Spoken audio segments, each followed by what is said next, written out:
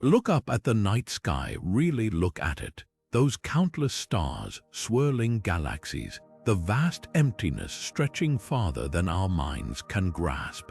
It's overwhelming, isn't it? And yet here we are, alive on this pale blue dot, surrounded by a universe that seems almost suspiciously perfect for our existence.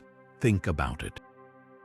If gravity were just a fraction stronger or weaker, if the laws of physics tilted even slightly in another direction, life as we know it wouldn't just be unlikely, it would be impossible. So why does the universe play by rules that allow us to be here at all? That's the mystery at the heart of the Anthropic Principle, one of the most profound and perplexing ideas in science. It's not just about how life exists, but why the cosmos seems tailor-made for it. This isn't some abstract philosophical question. It's a puzzle that cuts to the very core of reality. Imagine flipping a coin and getting heads 1,000,000 times in a row. You'd think the game was rigged, right? Well, the universe feels just as rigged. The numbers don't lie. The forces holding atoms together, the delicate balance of energy and matter, even the expansion rate of space itself, every single parameter had to fall within an absurdly narrow range for life to emerge. The odds are so astronomically slim that it begs the question, is this all just a cosmic fluke, or is there something deeper at work? That's where our journey begins. Over the course of this video, we'll unravel the mind-bending implications of the Anthropic Principle, from the multiverse theory to the idea that we might be living in a simulation, or even that the universe itself is somehow conscious. It sounds like science fiction, but these are real theories debated by leading physicists and cosmologists. And whether you walk away convinced or skeptical, one thing's for certain, you'll never look at the night sky the same way again. So buckle up, we're about to dive into one of the greatest mysteries of existence, and trust me, you won't want to miss what comes next. The Anthropic Principle might sound like a complex scientific term, but at its core, it's a surprisingly simple idea, one that asks why the universe seems perfectly set up for life like ours to exist. Think of it like this. Imagine you're a fish that suddenly becomes aware of its surroundings, and you realize the water in your pond has just the right amount of oxygen, the perfect temperature, and exactly the kind of food you need to survive. You might start wondering, did this pond somehow form in a way that was meant for fish? Or is it just a lucky coincidence? That's essentially the question the Anthropic Principle tackles, but on a cosmic scale. Now, scientists break this down into two main interpretations. The first is called the weak version. It's purely observational. It doesn't claim the universe was designed for life. It simply states that we can only observe conditions that allow our existence. If the laws of physics were different, we wouldn't be here to notice. It's like saying, of course, the pond seems perfect for the fish. If it weren't, the fish wouldn't be alive to see it. No deeper meaning, just a matter of perspective. But then there's the strong version. And this is where things get really interesting. This interpretation suggests the universe's fine-tuning isn't just coincidence. It might hint at something more deliberate. Maybe the constants of nature, like gravity's strength or the charge of an electron, were set this way for a reason. Perhaps there's a deeper design at work, or even multiple universes out there with different rules, and we just happen to live in one where everything lined up just right. Picture a vast cosmic lottery where trillions of universes exist, each with different laws, most inhospitable, but ours hit the jackpot. The debate between these two views isn't just philosophical, it shapes how we understand our place in reality. One side sees our existence as an inevitable outcome of probability, while the other wonders if there's a guiding hand behind it all. And that's what makes the Anthropic Principle so fascinating. It doesn't just describe the universe, it makes us question whether we're here by chance or by something far more profound. Let's talk numbers for a moment, the kind of numbers that make the universe feel like it's playing with loaded dice. Take gravity, for example, that force keeping your feet on the ground. If it were just a hair stronger, say, by 1 part in a million billion, stars would burn out too quickly for life to ever get started. Too weak, and matter wouldn't clump together to form stars at all. It's not just gravity either. The cosmological constant, which controls how fast the universe expands, is balanced on a razor's edge. If it were slightly larger, galaxies couldn't form. Smaller, the universe would have collapsed back on itself before life had a chance. Now picture a cosmic control panel with dials for every fundamental force and constant. Twist one dial just a fraction and the whole system falls apart. No atoms, no chemistry, no planets, just a cold, empty void or a chaotic mess of particles too unstable to build anything. Some scientists have calculated that the odds of all these dials landing in the perfect positions by chance are less likely than winning the lottery every day for your entire life. And yet, here we are. This isn't hypothetical. We can model what happens when these values shift. Imagine a universe where the strong nuclear force, which glues protons and neutrons together, is a tiny bit weaker. Hydrogen would never fuse into helium, meaning no sunlight, no water, no energy to power life, or take electromagnetism. If its strength varied even slightly, chemical bonds would either be too weak to hold molecules together or so strong that reactions vital for life couldn't happen. It's like building a house of cards in a hurricane, except somehow the cards not only stay standing but arrange themselves into a skyscraper. So what does this mean? Either we're the luckiest winners in the history of existence or there's something else going on. Maybe the universe isn't throwing dice, maybe the dice are rigged. And that's where the real mystery begins. We all know about Earth's sweet spot, the Goldilocks zone, where our planet sits just the right distance from the sun, not too hot and not too cold, with liquid water and an atmosphere that cradles life. But what if that idea isn't just about planets? What if the entire universe has its own Goldilocks conditions, a cosmic balancing act so precise that even the tiniest shift would make life impossible? Take stars, for example. Our sun is a stable, long-lived star, a rarity in itself. Most stars in the universe are either chaotic red dwarfs, prone to violent flares that would sterilize nearby planets, or massive blue giants that burn out in just a few million years. But mid-sized, stable stars like ours, they're the perfect engines for life, providing steady energy for billions of years, enough time for evolution to work its magic. And it's not just about the stars. The very fabric of reality has to cooperate. If the forces binding atomic nuclei were even slightly different, stars might not form at all, or they'd explode too quickly to nurture planets. Zoom out further and the fine-tuning becomes even more staggering. The universe couldn't be too dense, or it would have collapsed back into a black hole eons ago. Too sparse, and matter would never have clumped together to form galaxies. Even empty space plays a role. The vacuum energy, or dark energy, pushing the universe apart is calibrated so precisely that if it were stronger by a hair, galaxies wouldn't have formed. Weaker, the cosmos would have crumpled in on itself before life had a chance. This isn't just about being in the right place, it's about existing in the right kind of universe, one where the laws themselves conspire to make life possible.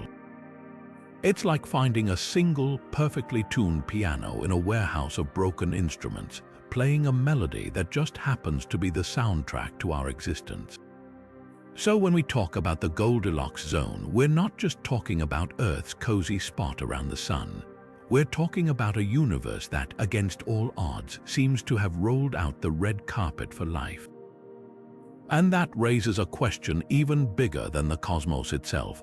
Why? Even chaos has its patterns. Picture the early universe, a seething, turbulent sea of energy where particles flickered in and out of existence in a frenzy of quantum fluctuations. At scales unimaginably small, these random blips of energy should have cancelled each other out, leaving behind nothing but smooth, empty space. And yet, against all odds, these tiny irregularities became the seeds of everything we see today. How it starts with a cosmic tug of war. In those first fractions of a second after the Big Bang, matter and energy were locked in a dance with gravity. The slightest overdensity in one region would pull in more material, while under-dense areas would thin out further. But here's the twist: quantum fluctuations, those tiny, unpredictable jumps in energy, gave gravity just enough to work with.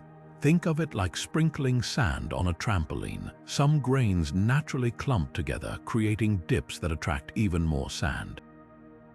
In the cosmos, those clumps became galaxies, and the empty stretches between them formed the vast cosmic web we see today. The miracle isn't just that structures formed, it's that they formed just slowly enough. If gravity had pulled matter together too quickly, the universe would have collapsed into black holes before stars could ignite. Too slowly, and particles would have scattered into infinite emptiness, never bonding into atoms. But quantum randomness, bizarrely, struck the perfect balance. Those infinitesimal ripples stretched across space as the universe expanded, frozen into the large-scale scaffolding of galaxy clusters and superclusters, a tapestry woven from chaos. Now imagine this process in action. Animations of the cosmic web show tendrils of matter stretching across the void like veins, connecting luminous nodes where galaxies shine brightest. These aren't artistic guesses, they're simulations based on real physics, tracing how quantum noise became the blueprint for existence. It's humbling to realize that the grandest structures in the universe owe their existence to the smallest, most fleeting phenomena. So the next time you hear that nothing comes from nothing, remember, the universe itself is proof that even randomness can write a story, one where imperceptible flickers gave rise to everything from swirling galaxies to the planet beneath your feet. And that raises a tantalizing thought. If quantum fluctuations built all this, what else might they be capable of? The answer could rewrite our understanding of reality itself. Of all the finely tuned parameters in the universe, none is more baffling than the cosmological constant, the mysterious number representing dark energy's density, which drives the accelerating expansion of space. Picture this: you balance a pencil perfectly on its tip. For a split second it defies gravity, but inevitably it topples over. Now imagine that pencil staying upright not for seconds but for billions of years. That's the level of precision we're talking about with the cosmological constant. If it were even slightly larger, galaxies would have been ripped apart before life could emerge. Slightly smaller, and the universe would have imploded long ago. Here's where it gets even stranger. When physicists first tried to calculate this number using quantum mechanics, their equations spat out a value so enormous it should have vaporized the cosmos in an instant. We're talking about a discrepancy of 120 orders of magnitude. That's a 1 followed by 120 zeros. To put that in perspective, it's like predicting a snowflake's weight and getting an answer heavier than the entire observable universe. This colossal mismatch between theory and reality is often called the worst prediction in physics, and it's a glaring reminder of how little we understand about dark energy. So why does the cosmological constant exist in this inexplicably tiny, life-permitting sweet spot? Some argue it's pure luck, a random roll of the cosmic dice that happened to land in our favor. Others propose a more radical idea. What if the constant isn't fixed at all, but dynamically adjusts across a multiverse of universes, each with different values? In that scenario, we'd inevitably find ourselves in one of the rare universes where the number is just right, no matter how improbable. But there's a third, even wilder possibility. What if the cosmological constant isn't a constant at all? Some theories suggest dark energy could evolve over time, its strength waxing or waning in ways we haven't yet detected. If true, our universe's current stability might be a fleeting moment in a much grander cycle of cosmic change. The deeper we dig, the more this single number reveals the limits of our knowledge. It's a cosmic riddle wrapped in layers of improbability, challenging us to question whether the universe plays by rules we've yet to uncover. or whether, in the end, we're just incredibly fortunate witnesses to a balance so perfect it borders on the miraculous. If the universe seems too perfectly tuned for life to be pure chance, maybe the answer isn't one universe at all, but an infinite number. Enter the multiverse theory, a dizzying idea where every possible configuration of physics plays out across countless cosmic bubbles, each with its own unique rules. In most of those universes, the constants are disastrously wrong. Gravity crushes atoms instantly, or dark energy tears space apart before stars can form. But in a rare few, everything clicks into place and life emerges. We're simply in the one where the numbers lined up like lottery winners, oblivious to the millions of losing tickets. But is this a legitimate scientific solution or just a clever way to dodge the fine-tuning problem? On one hand, the multiverse offers a tidy explanation. If every possible universe exists, then of course we'd find ourselves in a hospitable one. No divine designer needed, just statistics. Some versions of string theory even suggest extra dimensions could spawn these alternate realities naturally, like soap bubbles forming in a foam. Yet critics argue this swaps one mystery for another. If we can't observe or interact with other universes, does the multiverse theory cross from science into untestable speculation? Imagine splitting the screen in half. On the left, a scientist points to quantum fluctuations and inflationary cosmology, arguing that multiple universes are a natural prediction of well-established physics. On the right, a philosopher counters that inventing unobservable realms to explain fine-tuning is like saying, magic did it. It might fit the facts, but it doesn't advance our understanding. Both sides agree the universe looks fine-tuned, but they diverge on whether the multiverse is a breakthrough or a cop-out. Here's where it gets thorny. Science thrives on testable predictions, but how do you test for something forever beyond our reach? Some theorists suggest looking for cosmic fingerprints, anomalies in the cosmic microwave background where our universe might have bumped into another. Others propose that the very nature of dark energy hints at a multiverse, with its inexplicably small value being a statistical fluke. But until we find hard evidence, the multiverse remains a tantalizing maybe, a theory that could solve the fine-tuning riddle or merely kick it down the road into the realm of the unknowable. So where does that leave us? The multiverse isn't just about physics, it's a mirror reflecting how we grapple with the unknown. Do we accept that some questions might never have answers, or do we invent new layers of reality to keep the mystery at bay? Whether you find it inspiring or unsatisfying, one thing's clear: the multiverse forces us to confront just how little we truly understand about the fabric of existence. And that, in itself, is a humbling thought. String theory isn't just about tiny vibrating strands of energy. It's a gateway to a landscape so vast it defies imagination. Picture a cosmic library where every book isn't just a different story, but an entirely different set of physical laws. That's what string theorists mean when they talk about 10 to the power of 500 possible vacuum states. That number isn't just big. It's a theoretical avalanche, a near-infinite buffet of universes where gravity could be a whisper or a crushing force, where atoms might never bond, or where time itself flows backward. Now, think of this landscape as the ultimate lottery machine.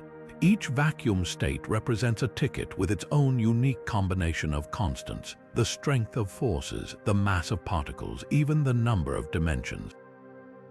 Most of these tickets are duds, universes where the numbers are so off that matter can't coalesce, let alone brains to ponder it. But in this sea of failed possibilities, a handful hit the jackpot. Ours is one of them, a universe where the dials landed in the exact positions needed for galaxies, planets, and life. Here's the twist: string theory doesn't just suggest this multiverse, it practically demands it. The math shows that these vacuum states aren't hypothetical. They're as real as the equations themselves, bubbling up eternally in an ever-expanding meta-universe. Some might collapse instantly, snuffed out by their own inhospitable physics. Others could spawn endless variations, like a cosmic kaleidoscope turning forever. Skeptics push back, asking how a theory with so many possible outcomes can ever be tested. But supporters point to the eerie precision of our universe's constants as indirect evidence. If every possible configuration exists, then of course we'd find ourselves in the rare oasis where physics permits consciousness. It's like waking up in a room with exactly the right oxygen level. You wouldn't assume the entire cosmos was built for you, just that you're in the one pocket where breathing is possible. Yet the real magic of this idea isn't just in the numbers, it's in how it reframes our place in existence. We're not the center of the cosmos, not even a fluke, just one possible outcome in a tapestry so vast it makes the word infinite feel small. And that's the true awe of the string theory landscape. Not that we won the lottery, but that the lottery was always rigged in favor of discovery. Some see the universe's perfect tuning and immediately think, this can't be an accident, someone must have set the dials. It's an ancient instinct, this urge to attribute order to intention. The idea of a designer universe resonates across cultures, from religious texts describing divine craftsmanship to modern arguments that life's prerequisites are too precise for randomness. But science takes a different path, one that doesn't dismiss the mystery but seeks answers within nature's own laws. Take gravity again. A design advocate might say its precise strength proves a cosmic architect fine-tuned it for life. A physicist, though, would counter that gravity's value isn't proof of intent. It's a starting point for deeper questions. The Anthropic Principle sidesteps supernatural explanations by focusing on what we can observe. We exist, so the universe must allow our existence. It doesn't claim to know why the constants are life-friendly, only that we couldn't be here if they weren't.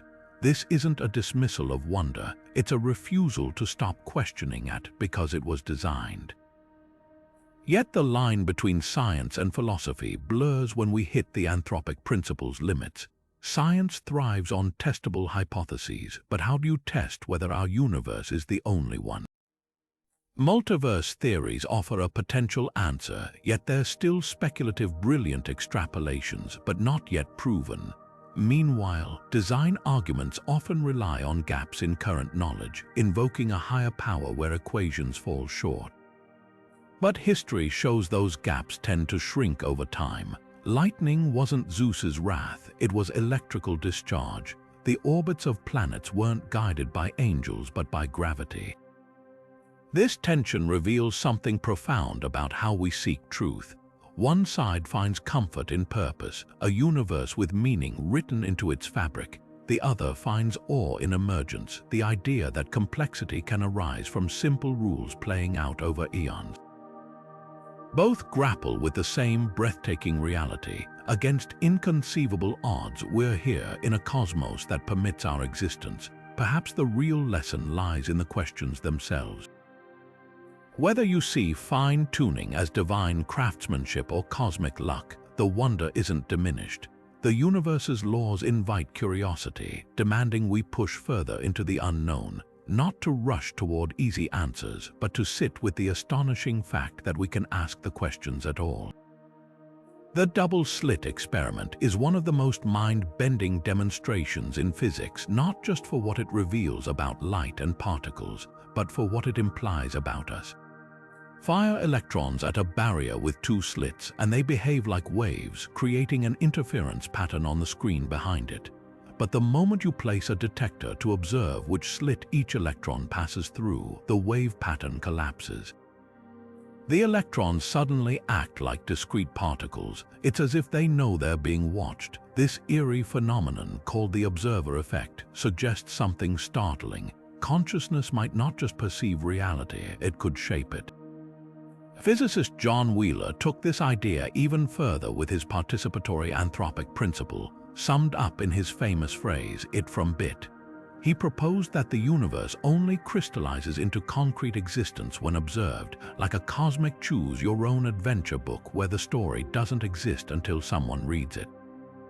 In this view, the Big Bang might have been just the opening scene, with the rest of reality unfolding as conscious observers like us interact with it. Skeptics argue this interpretation leaps too far. They point out that observation in quantum mechanics doesn't require a human mind, just an interaction with a measuring device. A photon hitting a camera sensor is enough to collapse a wave function. But the deeper question remains, why does the universe operate this way at all? If reality stays fuzzy until measured, it's hard not to wonder whether consciousness plays some privileged role in pinning it down. Picture a flipbook where the pages are blank until you flip through them. Each glance defines the animation, frame by frame. That's Wheeler's radical vision, a universe where the past isn't fixed until the present observes it. It sounds like metaphysics, but some interpretations of quantum theory genuinely leave room for this possibility. Experiments with delayed choice quantum erasers even hint that measurements made today could influence events that seemingly happened billions of years ago. So where does this leave the anthropic principle? If consciousness truly participates in creating reality, then our existence isn't just a happy accident, it's part of the universe's operating system. The constants aren't fine-tuned for life. Life might be what sharpens the constants into focus. It's a dizzying thought that by looking up at the stars, we're not just witnesses to the cosmos, but collaborators in its very structure. And that changes everything. The universe seems perfectly tuned for life, so where is everybody? That's the chilling question at the heart of the Fermi paradox, the stark contradiction between the high probability of alien civilizations and the eerie silence that greets us when we listen for their signals. If the cosmos is so hospitable, why does it feel so empty? One possibility cuts right to the core of the anthropic principle. Maybe life isn't as likely as the fine-tuning suggests. Sure, the constants are set just right for atoms, planets, and liquid water, but that doesn't guarantee civilizations will arise. Think of it like a slot machine where landing 3 cherries wins the jackpot. The anthropic principle tells us we're holding 3 cherries, but what if there are 100 more wheels that need to align before life can hit the big time? Complex cells, multicellular organisms, intelligence, technology. Each step could be a cosmic bottleneck, a hurdle so unlikely that even in a universe teeming with planets, we might be the only ones who made it this far. Or consider this, what if we're not just rare but alone by design? Some theorists take the simulation hypothesis seriously, suggesting our universe could be an artificial construct, a carefully curated experiment where Earth is the only populated planet. In that case, the fine-tuning isn't for life in general, it's for us specifically. The silence of the cosmos wouldn't be a mystery, it'd be a feature. A simulation wouldn't waste processing power on unobserved alien civilizations, just like a video game doesn't render entire cities if the player never visits them. Then there's the darker alternative. Perhaps advanced civilizations inevitably self-destruct, not with a bang, but with a whimper.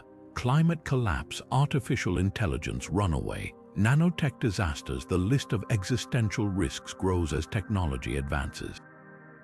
If most civilizations burn out shortly after discovering radio waves, the universe might be littered with the graves of species that blinked out before they could say hello. But here's the twist, the anthropic principle might still hold the answer. If life were common, we'd likely find ourselves in a galaxy already colonized by older, more advanced civilizations. The fact that we don't could mean we're in a rare universe where life is exceptionally scarce, so scarce that we're the first or even the only ones. It's a humbling thought. The same fine-tuning that makes our existence possible might also explain why we're seemingly alone. So the next time you look up at the stars, remember, the silence isn't just a mystery. It's a mirror reflecting back our deepest questions about life, the universe, and whether we're truly the lucky ones or the only ones left to wonder. Time's arrow points in one direction toward chaos.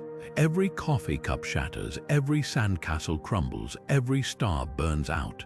That's entropy at work, the universe's unstoppable march from order to disorder. But here's the paradox. If entropy always increases, why did our universe start with so little of it? The early cosmos was a near-perfectly ordered sea of energy, a state so improbably tidy that it's like finding a library where every book starts alphabetized.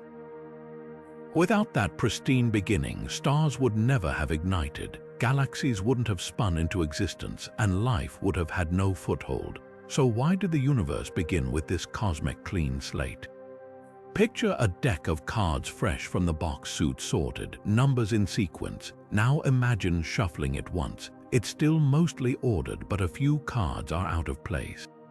Shuffle it 1,000 times and the deck becomes random, chaotic. Our universe is that barely shuffled deck. 14 billion years of cosmic evolution, and we're still riding the slow wave of entropy's increase.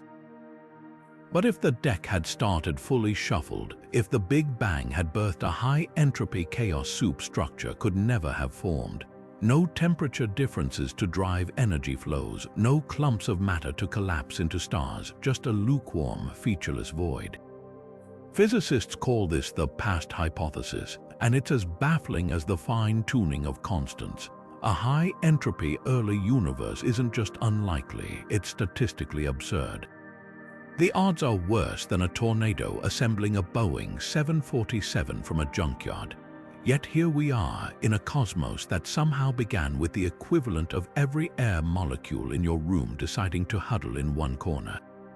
Some argue this points to deeper laws we haven't uncovered, or even that our universe is the aftermath of a previous cycle, a cosmic phoenix rising from low-entropy ashes. But what if we flip the script? Imagine a universe where entropy started high. No temperature gradients, no convection currents, no swirling nebulas, just uniform noise. In this alternate reality, even time's arrow might not exist, since the very concept of before and after depends on entropy's rise. It's a place without storms or snowflakes, where every particle is equally likely to be anywhere doing anything. A universe where nothing happens because everything already happened all at once. That's the true strangeness of our low-entropy beginnings. It's not just about stars and planets, it's about the very possibility of change.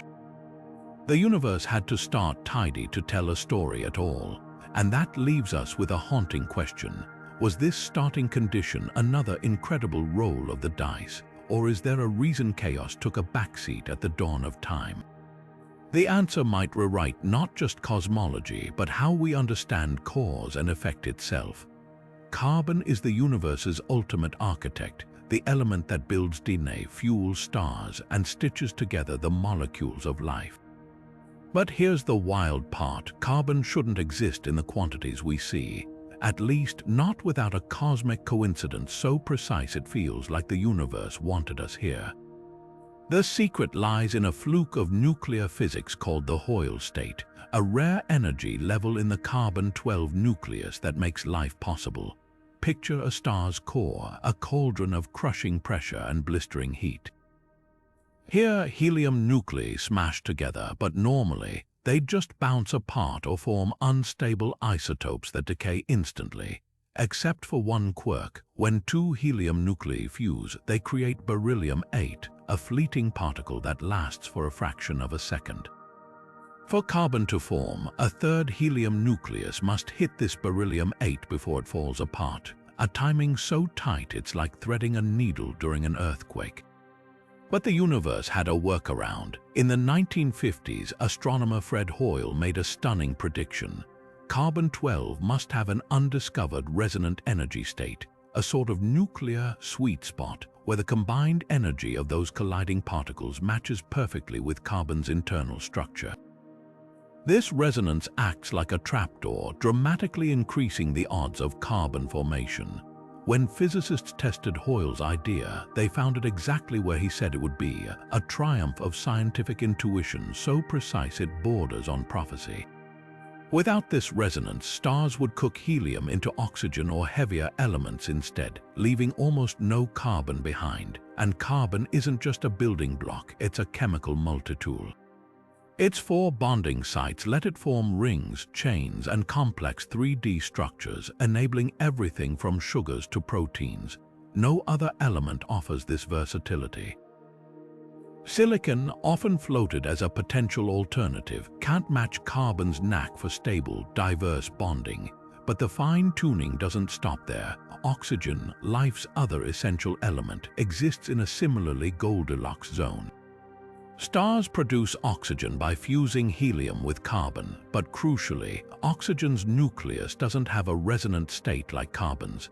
If it did, nearly all carbon would burn into oxygen, leaving nothing for organic chemistry. Instead, the process stalls just enough to leave a balanced mix of both elements, a balance so delicate that even a slight shift would render Earth a lifeless rock. Visualize a stellar assembly line. Helium fuses into carbon. Carbon captures more helium to become oxygen, but the reaction rates are tuned so precisely that both elements survive in abundance. It's as if the universe calibrated its furnaces to forge the exact ingredients life needs. And this isn't some abstract calculation. We see the proof in starlight. Spectra from ancient stars reveal carbon and oxygen ratios that match these predictions, a smoking gun for cosmic fine-tuning. So when we talk about the anthropic principle, carbon is exhibit A. The Hoyle state isn't just a lucky break. It's a fingerprint of a universe that seems rigged for complexity. From the resonant energy levels in nuclei to the sprawling chemistry of living cells, every step feels less like random chance and more like a recipe, one where the ingredients were measured with impossible care. And that raises a chilling question. In a multiverse of infinite possibilities, how many other universes forgot to add carbon? Water is the silent architect of life as we know it, a molecule so ordinary, yet so bizarrely fine-tuned that if you tweak the laws of physics even slightly, it wouldn't work at all. Take its most famous quirk. Unlike almost every other substance, water expands when it freezes. That ice floats instead of sinking might seem trivial, but it's a cosmic stroke of luck. If water behaved normally, lakes and oceans would freeze from the bottom up, turning Earth into a solid ice ball over time. Instead, that floating ice layer insulates the liquid below, preserving aquatic ecosystems through winter. This anomaly hinges on hydrogen bonds, the delicate electromagnetic handshakes between water molecules that force them into a spacious crystal structure as they solidify. Now zoom in closer. Water's power as a universal solvent isn't just handy for washing dishes. It's the reason chemistry happens inside your cells. Its polarity, the slight positive charge near hydrogen atoms and negative charge near oxygen, lets it pry apart salts, sugars, and proteins, turning your body into a bustling molecular workshop. But this, too, depends on electromagnetic constants set to impossible precision. If the electron's charge were weaker, water wouldn't dissolve salts. If stronger, it might rip apart DNA itself. Imagine a world where water doesn't exist.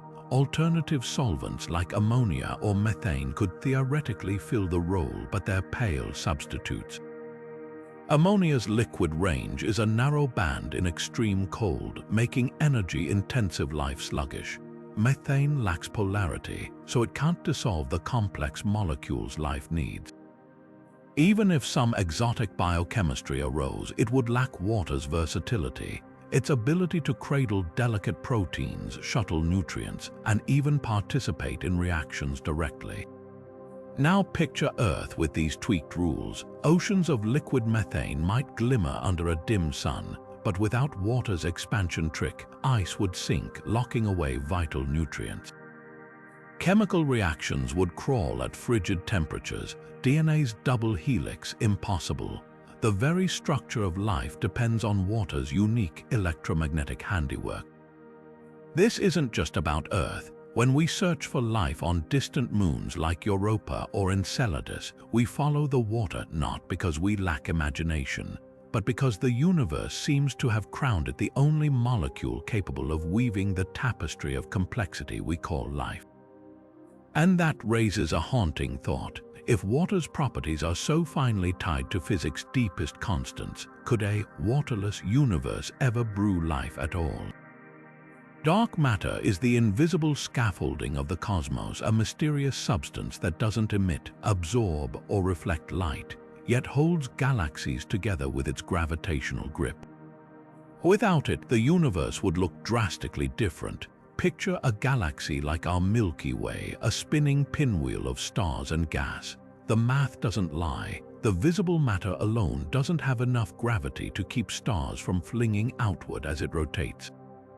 That's where dark matter steps in, forming an immense halo around galaxies, its gravitational pull acting like cosmic glue. Now imagine a universe where dark matter never existed. Galaxies would spin themselves apart, stars scattering like embers from a campfire. Solar systems wouldn't have time to form before their parent galaxies disintegrated.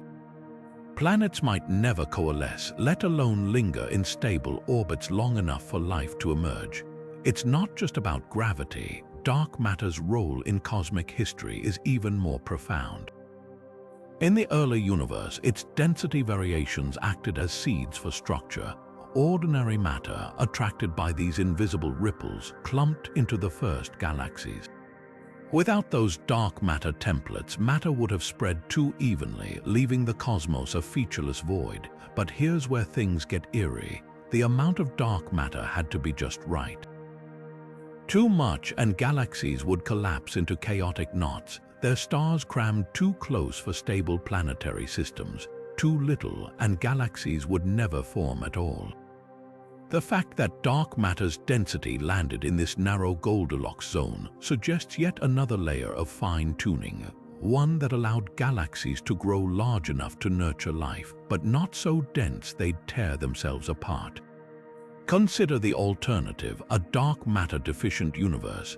Galaxies might flicker in and out of existence, their stars evaporating into the void before life could take hold.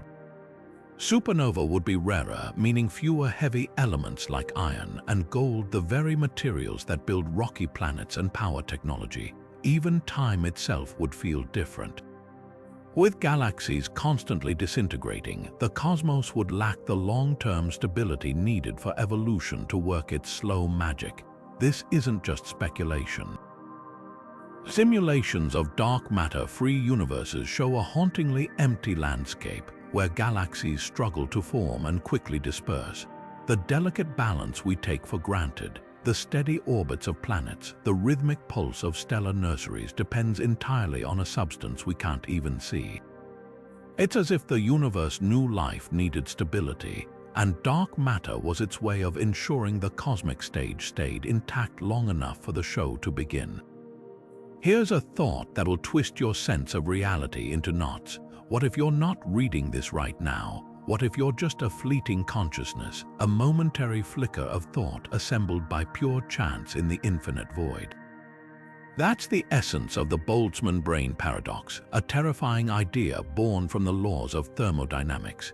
If the universe tends toward chaos over time, then given an eternity, even the most improbable events must occur, including the spontaneous formation of a fully formed, self-aware mind, complete with false memories of a past that never existed. This isn't just philosophical musing, it's a real puzzle physics can't ignore.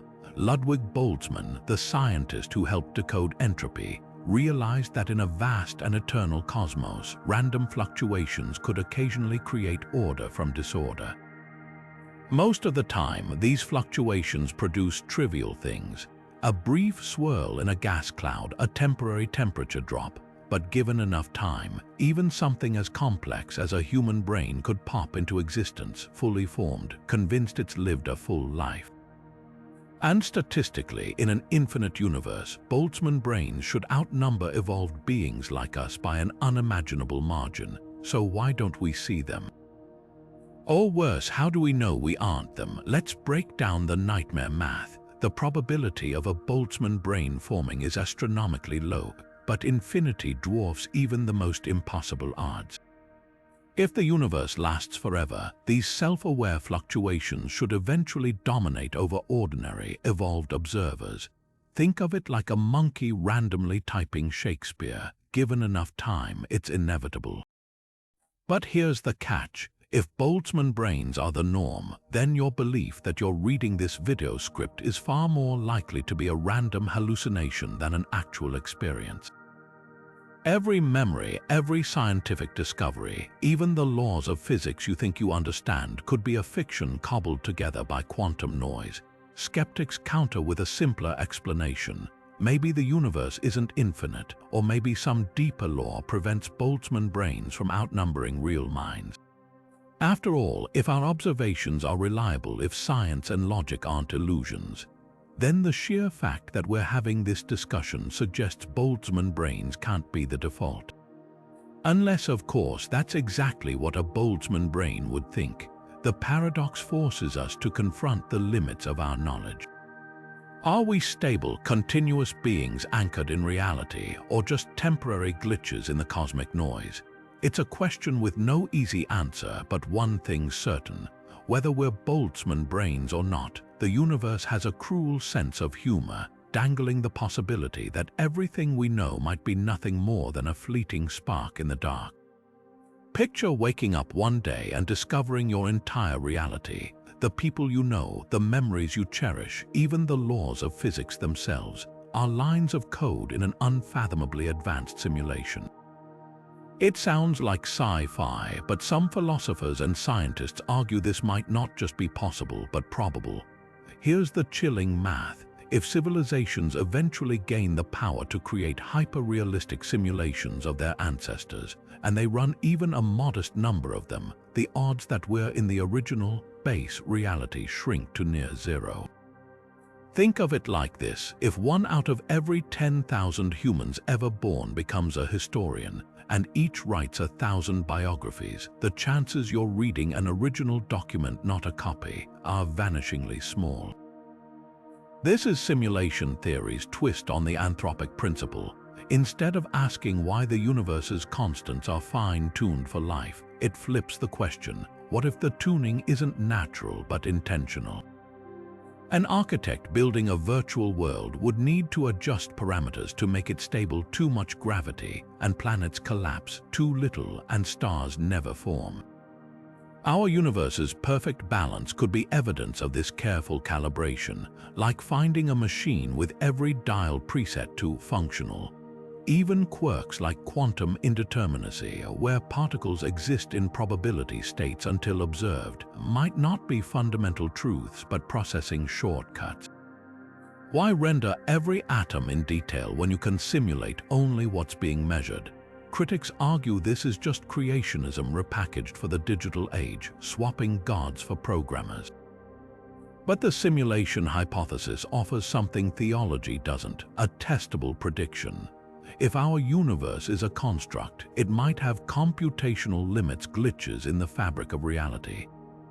Scientists have hunted for these anomalies, like pixelation in the cosmic microwave background or energy constraints on high-speed particles. So far, nothing conclusive, but the search reveals how seriously this idea is taken. Yet the real sting of simulation theory isn't in proving or disproving it, it's in how it reframes fine-tuning. If we're in a simulation, the anthropic principle isn't about cosmic luck or multiverses, it's about design constraints. The universe isn't fine-tuned for life. Life exists because the simulation's rules allow it, and that changes everything. Suddenly, the deepest laws of physics might not be laws at all, just user settings in an ancestor simulation's menu. The eerie beauty of this idea is that it doesn't diminish our reality, it redefines it. Whether we're base-level beings or lines of code, our experience is just as vivid. But it does force us to ask, if the universe is someone else's simulation, what's running ours, and more unsettling, who's watching? Life doesn't just stumble into existence, it follows a script written in the laws of biology, a script so universal it feels almost predestined. Take convergent evolution, nature's way of arriving at the same solution again and again, no matter where or when. Dolphins and ichthyosaurs, separated by millions of years, evolved near identical streamlined bodies to glide through the water. Bats and birds, unrelated branches on the tree of life, both sprouted wings for flight. Even something as specific as the camera-like eye has evolved independently at least 6 times across different species. This isn't coincidence, it's evidence that life isn't just possible under the universe's rules. It's pushed toward certain forms as if biology itself has a destination in mind. Dig deeper and the patterns get even stranger. Amino acids, the building blocks of proteins, come in 2 mirror image forms, yet life on Earth exclusively uses left-handed versions. At first glance, this seems arbitrary, until you realize that experiments simulating the chaos of early Earth tend to produce the same bias. Even in the lab, under conditions mimicking primordial soup, left-handed amino acids emerge more frequently. It's as if the chemistry of life isn't just allowed by physics. It's subtly encouraged, like a river carving the same path through a mountain no matter how many times the rains come. The implications are staggering. If life's blueprints are written into the fabric of reality, then the Anthropic Principle might extend beyond physics into biology. The universe doesn't just permit life, it expects it, shaping evolution along predictable lines wherever conditions allow. Imagine planting the same seed on 1,000 alien worlds with Earth-like environments. Would nature sculpt similar creatures given enough time? The answer might be yes. From the fractal branching of lungs and river deltas to the universal efficiency of hexagonal honeycombs, certain designs recur not because they're lucky, but because they're inevitable.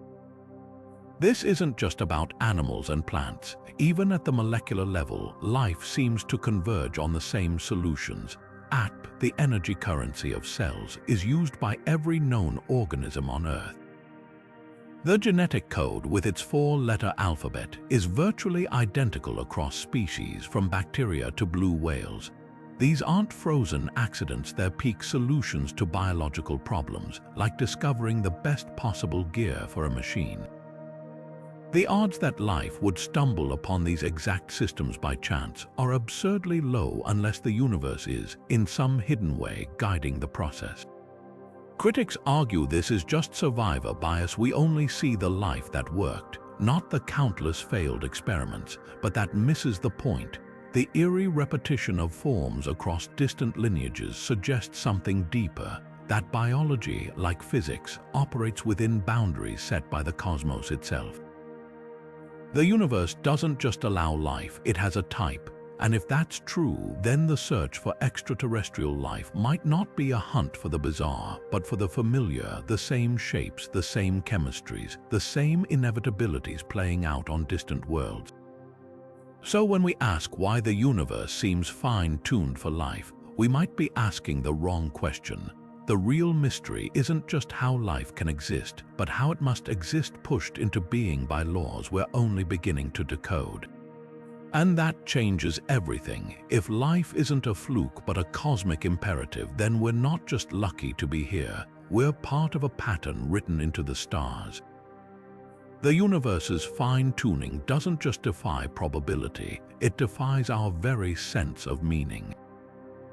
Are we here because the cosmos intended it, or are we just the lucky winners of a cosmic lottery we didn't even know we were playing? Carl Sagan once called Earth a lonely speck in the great enveloping cosmic dark, reminding us how fragile and fleeting life seems against the backdrop of an indifferent universe. Yet, in the same breath, he marveled at how the cosmos could, against all odds, become aware of itself through us. It's a duality that cuts to the heart of the Anthropic Principle. Does the universe's perfection reveal a deeper purpose, or are we simply survivors of an endless trial and error process, blind to the countless failures that came before? Richard Dawkins famously dismissed fine-tuning as a delusion of purpose, arguing that the apparent precision of the universe's constants is nothing more than survivor bias. In an infinite multiverse, he posited, every possible configuration of physics must exist somewhere, and we, by definition, can only observe the one that allows our existence. It's like walking into a shoe store and being stunned to find a pair that fits. Of course they fit. You wouldn't have bought them otherwise. To Dawkins, the universe isn't designed. It's a statistical inevitability in a game with near-infinite rolls of the dice. But this debate isn't just about science. It's about how we see ourselves in the grand scheme of things. If the universe truly is fine-tuned, it suggests something breathtaking. That life isn't an accident, but a feature of reality itself. Philosopher Nick Bostrom takes it further, arguing that if consciousness is fundamental rather than incidental, the universe might be less like a machine and more like a mind, a vast, evolving system where awareness is the point, not the fluke. Yet for every voice insisting on purpose, another counters with cold, hard statistics. Physicist Leonard Susskind compares our universe to a single bubble in an eternally frothing cosmic foam, where most bubbles pop instantly or collapse into chaos. Our bubble just happened to last long enough for galaxies and us to form. No design, no plan, just the relentless churn of probability. So where does that leave us? Perhaps the answer lies not in choosing between meaning and accident, but in embracing the tension between them. The universe's fine-tuning might not prove a designer, but it doesn't have to. The sheer improbability of our existence can be awe enough, a reminder that whether by chance or design, we're here against all odds to ask the question at all. And in that question, we find something just as profound as any cosmic plan, the audacity to look into the void and wonder why it looks back. What if we could test whether our universe is just one of countless cosmic bubbles? That's the wild promise of emerging experiments designed to hunt for evidence of the multiverse. One tantalizing idea involves searching for scars left by collisions between our universe and neighboring ones in the cosmic microwave background, the afterglow of the Big Bang. Picture two soap bubbles floating in a sink, gently brushing against each other. Where they touch, the surfaces warp slightly, leaving a faint imprint. If our universe ever bumped into another, physicists predict it would leave a similar mark, a strange, circular pattern in the CMB's temperature fluctuations. Telescopes like the Planck satellite have scanned the sky for these anomalies, and while no definitive bubble collision has been found, the search continues with ever more sensitive instruments. Then there's the hunt for quantum gravity's fingerprints. If the multiverse exists, the fabric of space-time might carry subtle wrinkles, evidence of other universes tugging on ours gravitationally. Scientists are designing next-generation gravitational wave detectors, like the proposed Einstein telescope, that could spot these ripples.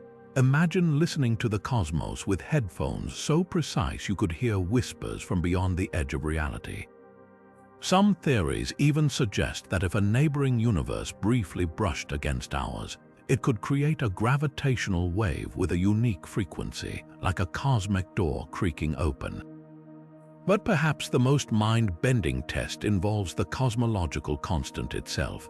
If our universe is one of many, each with randomly dialed constants, we might find clues in how dark energy behaves over time.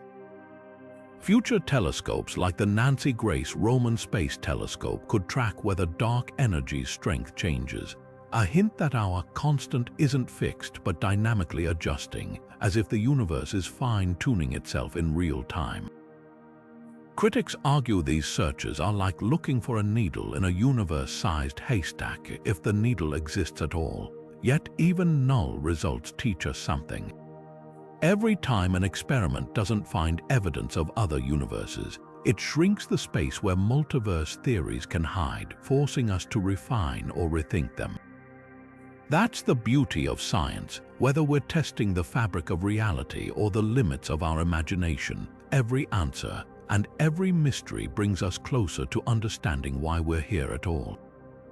If the universe truly is fine-tuned for life, and we're the improbable winners of a cosmic lottery, what does that mean for our role in it? Luck carries weight, not just gratitude but responsibility. Imagine inheriting a mansion with fragile walls, intricate machinery humming in every room, and no instruction manual. You didn't build it, but its survival now depends on you. That's the ethical dilemma hidden in the Anthropic Principle. If we're the universe's way of knowing itself, as Sagan suggested, then our existence isn't just a gift, it's a mandate. Take planetary stewardship. Earth's biosphere is a miracle of balance where microbes, plants, and animals have sustained intricate feedback loops for billions of years. But in mere centuries, humans have disrupted these systems, burning ancient sunlight stored as fossil fuels, acidifying oceans, triggering mass extinctions. If life is rare or even unique, this isn't just short-sightedness, it's cosmic vandalism. The fine-tuning that allowed our evolution didn't guarantee our wisdom. Now, each decision, from energy use to space colonization, ripples beyond our planet. Consider Mars. If we find it lifeless, does that give us carte blanche to terraform it? Or if we discover even microbial life, does its mere existence demand we preserve it as a sacred thread in the universe's sparse tapestry? The stakes get higher when we look beyond Earth. The Great Filter hypothesis suggests advanced civilizations might self-destruct before colonizing the stars, whether through war, environmental collapse, or unchecked AI. If true, our survival isn't just about us, it's about proving the universe can sustain intelligence long enough to matter. Every choice becomes a test. Can a species aware of its own rarity rise above short-term instincts? Or are we doomed to be another statistical blip, a flicker of consciousness snuffed out by its own carelessness? Some argue this perspective is arrogant, that attributing cosmic significance to humanity reeks of old-fashioned anthropocentrism. After all, the universe isn't for us any more than the ocean is for sharks. But others counter that consciousness changes the game. A rock doesn't care if it's eroded by wind or water, but we can foresee consequences, weigh alternatives, and act with intention. That ability might be the universe's rarest innovation, and squandering it would be the ultimate betrayal of the fine-tuning that made us possible. Here's the paradox: if life is common, our actions might not matter on a galactic scale. But if we're alone, then every extinction we cause, every ecosystem we unravel, isn't just a local tragedy. It's a reduction in the total amount of beauty and complexity in existence. The very laws of physics conspired for eons to birth a world where a hummingbird's wings could refract light, where coral reefs pulse with symbiotic brilliance. What right do we have to erase that? The Anthropic Principle doesn't answer these questions, it sharpens them. It turns cosmology into an ethical mirror, forcing us to ask not just how we exist, but why and for whose benefit. Whether by chance or design, we're here, and that means the next chapter of the universe's story isn't written in the stars, it's written by us. Marvel's Multiverse isn't just popcorn entertainment, it's a neon-lit playground for the Anthropic Principle. When Dr. Strange hops between realities in Multiverse of Madness, each one tweaked with different physics or history, it's Hollywood's flashy take on a profound scientific idea, that infinite universes might exist, each with its own rules. But here's the catch. While Marvel treats alternate realities like subway stops easy to jump between, real multiverse theories suggest most would be inhospitable voids, their laws too alien for life or even matter as we know it. The film's mirror dimension, with its folding cityscapes, is closer to a psychedelic screensaver than a physicist's whiteboard. Yet buried beneath the CGI is a kernel of truth. If the multiverse exists, there could be realms where time flows backward or gravity pushes instead of pulls. They'd just be rarer than a perfectly cooked superhero landing. Then there's the Matrix, which flips the fine-tuning debate on its head.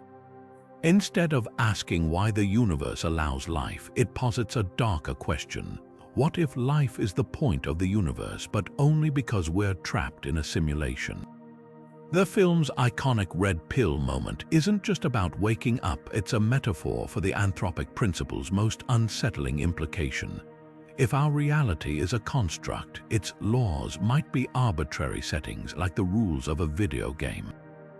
When Neo stops bullets midair, he's not breaking physics, he's exploiting the fact physics was never real to begin with.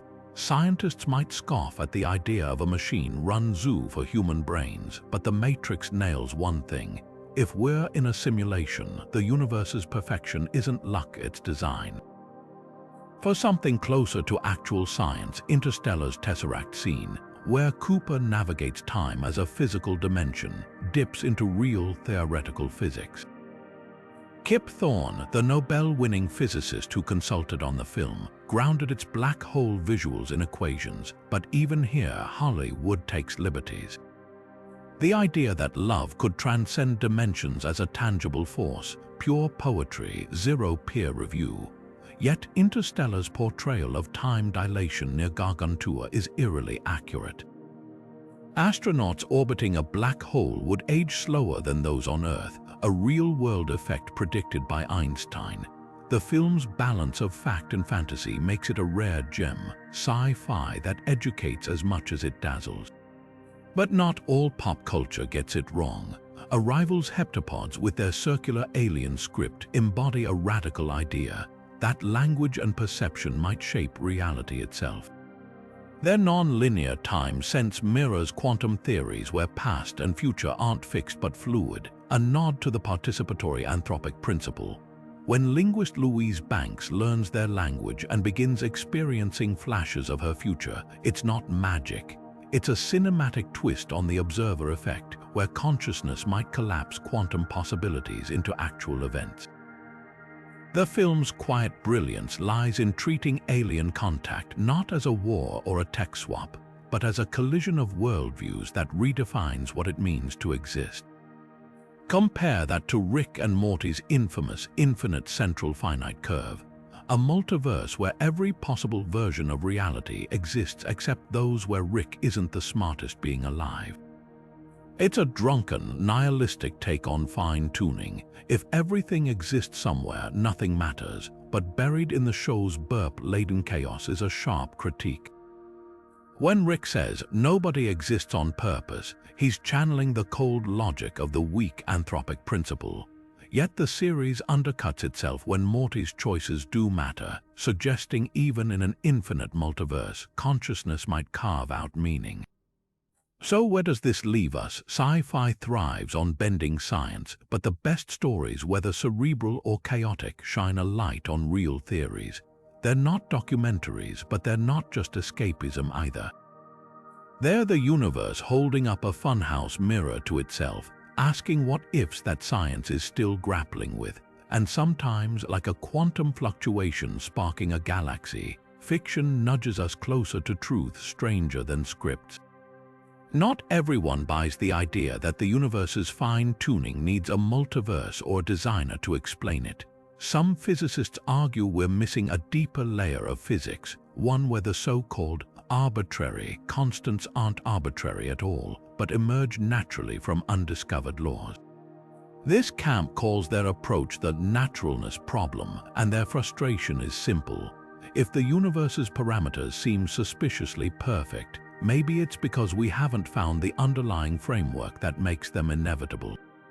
Imagine a child watching a magician pull a rabbit from a hat. The trick seems impossible until you learn about hidden compartments. To naturalness advocates, the cosmological constant's inexplicable smallness isn't proof of fine-tuning. It's a clue that we're still missing the hidden compartment in our equations. Take supersymmetry, a theoretical framework that predicts every known particle has a heavier superpartner. If confirmed, it could elegantly explain why the Higgs boson's mass, and by extension, the cosmological constant, is so finely balanced.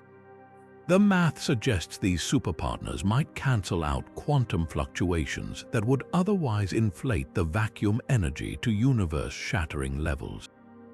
It's like discovering that two deafening sound waves can destructively interfere to create perfect silence. The catch, after decades of searching, the Large Hadron Collider hasn't found a shred of evidence for supersymmetry at the energy scales we've probed. Critics say this doesn't kill the theory, it just means superpartners might be heavier than expected, lurking just beyond our current reach. But with every failed experiment, the natural explanation slips further into the realm of wishful thinking. Then there's Lee Smollen's radical alternative, cosmological natural selection. What if universes evolve not through random chance, but through a Darwinian process where the fittest survive? Smollen's theory posits that black holes could spawn baby universes, each inheriting slightly tweaked physical constants from its parent. Universes that produce more black holes, those with just the right gravity and nuclear forces to foster star formation and collapse, would dominate the cosmic population over time. In this scenario, our universe isn't fine-tuned for life. It's fine-tuned for black hole production, and life is just a byproduct of that optimization. It's a brilliant twist, turning the multiverse's randomness into a generational legacy. But here's the rub. If Smollen is right, we should live in a universe maximized for black holes, not one where they're relatively rare.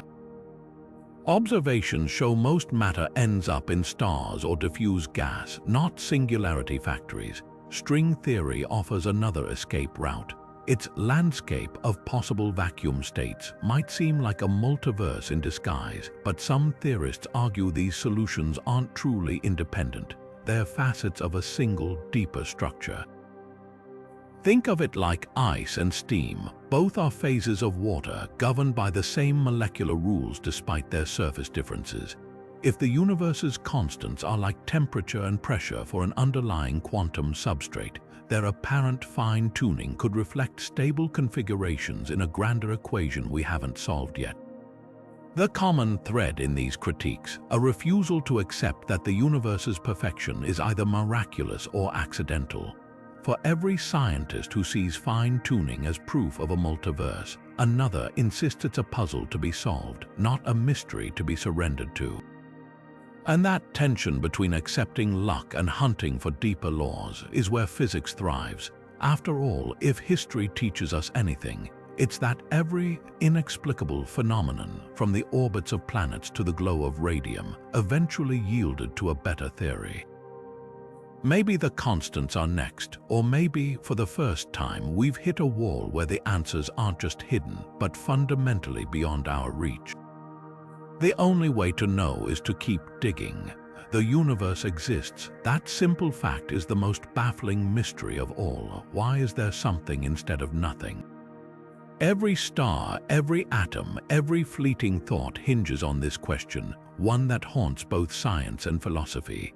Theologians have long argued that existence demands a first cause, an uncaused cause, what some call God. But physicists point to the quantum vacuum, where particles flicker in and out of existence on borrowed energy, as evidence that nothing might be inherently unstable. And then there's the brute fact response. Maybe the universe just is, with no deeper reason at all. Picture a void so absolute it defies imagination. No space, no time, no laws, not even the potential for anything. Now ask, how did we get from that to this? The quantum vacuum offers a tantalizing clue. Empty space isn't truly empty. It's a seething foam of virtual particles, popping into being for vanishingly short instants before disappearing again. In this roiling chaos, a fluctuation could, in theory, tunnel into a full-fledged universe, borrowing energy from nowhere and paying it back with cosmic inflation. It's like a bubble forming in boiling water, except the bubble is space-time itself. But here's the catch. Even if quantum mechanics permits a universe from nothing, it doesn't explain why the quantum rules exist in the first place. Why does reality operate on a framework that allows such phenomena? Some philosophers argue this leads us right back to the divine, a necessary being who grounds existence itself. Others counter that invoking God just pushes the question back a step. If everything needs a cause, what caused God? Enter brute fact, the idea that the universe requires no explanation, that it's simply a foundational truth.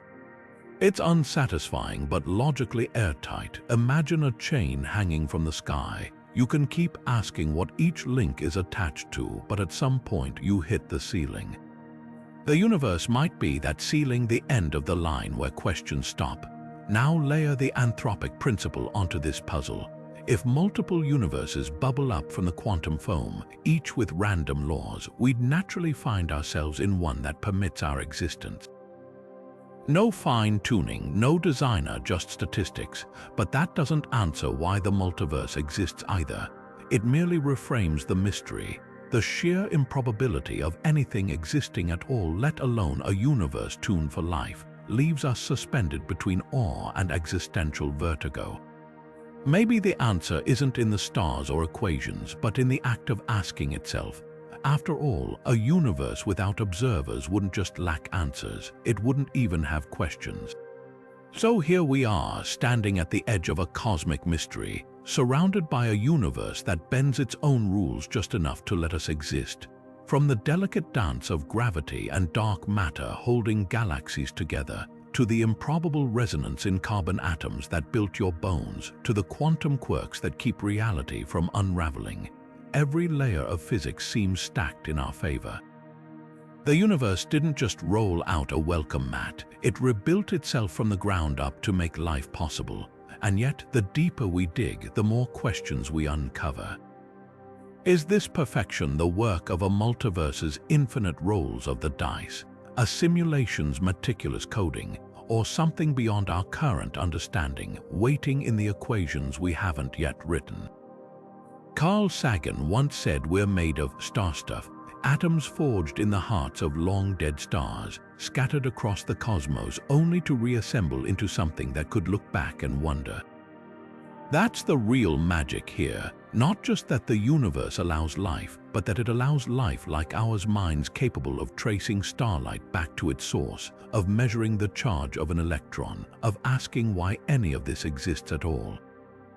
Whether you see that as accidental or ordained, the result is the same. You're here, a fleeting arrangement of particles with the rare ability to ponder its own existence.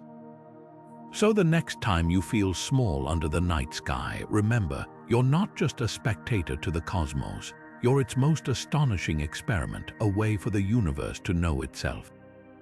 And that, whether by chance, design, or some yet undiscovered third option, is worth pausing to marvel at. The mystery isn't solved, it's just begun, and you're part of it.